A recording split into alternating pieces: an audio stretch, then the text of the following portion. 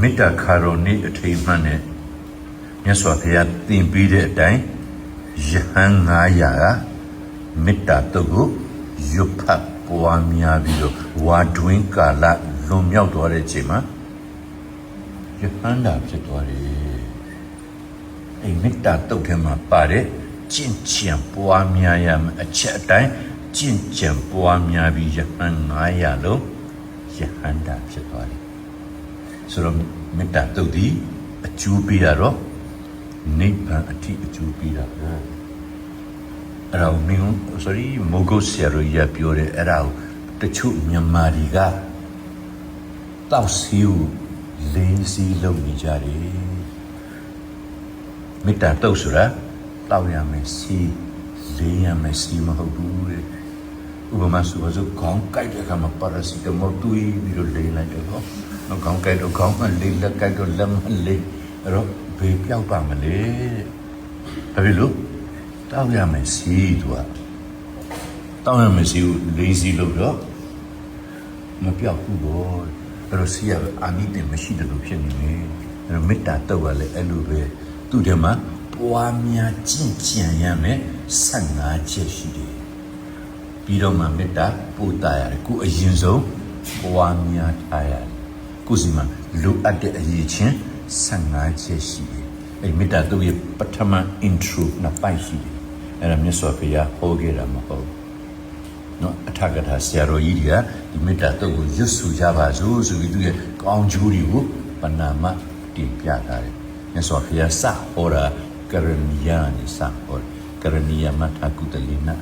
အဲ့ဒီကနေစပြီးတော့ဟောတယ်ဟောပြီးတော့ကျင့်ရမယ်15ပါးကိုပြောသွားတယ်တကောစာစာရီတဲ့ဘောတကောဥဇုစာသူဥဇုစာ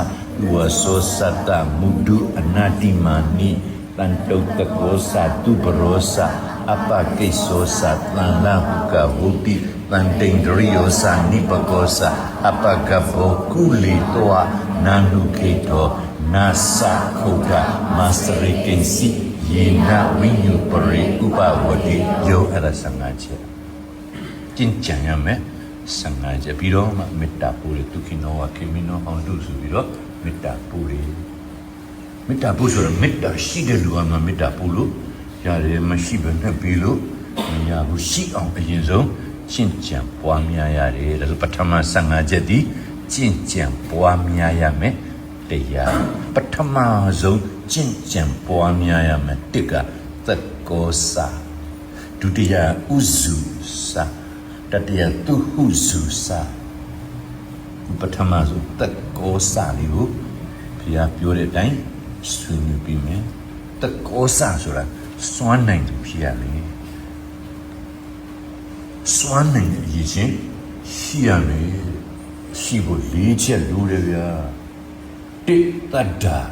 ယုံကြည်စိတ်ရှိရမယ်လူတစ်ခုလုံးတော့မယ်ဆိုငါလုံးရင်ဖြစ်ရမယ်ဆိုတဲ့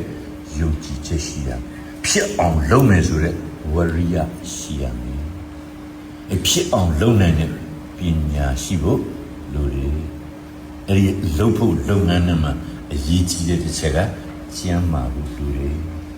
လေးချက်အဲ့ဒါကိုလုပ်တဲ့လုပ်ငန်းအောင်မြင်အောင်စွမ်းနိုင်တဲ့သူဖြစ်ဖို့အတွက်ကျမ်းမာဖို့လိုပါတယ်ကိုယုံကြည်ဖို့လိုပါတယ်လုပ်ရင်ဖြစ်ရမယ်ဆိုပြီးတော့ယုံကြည်စိတ်ရှိရမယ်ဖြစ်အောင်လုပ်တဲ့ဝရိယရှိရမယ်ဖြစ်အောင်လုပ်ဖို့ပညာရှိရမယ်စင်ကြင်နိုင်တဲ့ပညာကိုလည်းဆိုပါတယ်လုပ်တဲ့မလုပ်တဲ့ဆိုတာလည်းအကျုံးဝင်နဲ့ပြောတဲ့မပြောတဲ့ဆိုတာလည်းအကျုံးဝင်နဲ့စားတဲ့မစားတဲ့ဆိုတာလည်းအကျုံးဝင်နဲ့ဝေဖန်ပိုင်းခြားနိုင်တဲ့ပညာရှိရမယ်အဲ့ဒါအရင်ဆုံးတိဆောက်ပေးပါအရန်လိုက်နာတဲ့ချက်ပေါ်တကောစာစွမ်းနိုင်သူဖြစ်ရမယ်စွမ်းနိုင်သူဖြစ်ဖို့ကျမ်းမာနေအောင်ကျမ်းမာရေးကိုဂရုစိုက်ပါကိုလုံးရင်ဖြစ်မယ်ဆိုတဲ့ယုံကြည်စိတ်ထားပါဖြစ်အောင်လုပ်တဲ့ဆွေလုံးနာဝရိယရှိဖို့လိုတယ်နော်အဲ့ဒီစင်ကြင်တုံတရားဆိုတဲ့ဝိပန်ပိုင်းခြားတဲ့ပညာရှိရမယ်တကောစာဆိုတဲ့မင်္ဂလာနဲ့ပြည့်စုံအောင်အရင်ဆုံးတည်ဆောက်နိုင်တဲ့ကိုယ်စီဖြစ်ကြပါစေ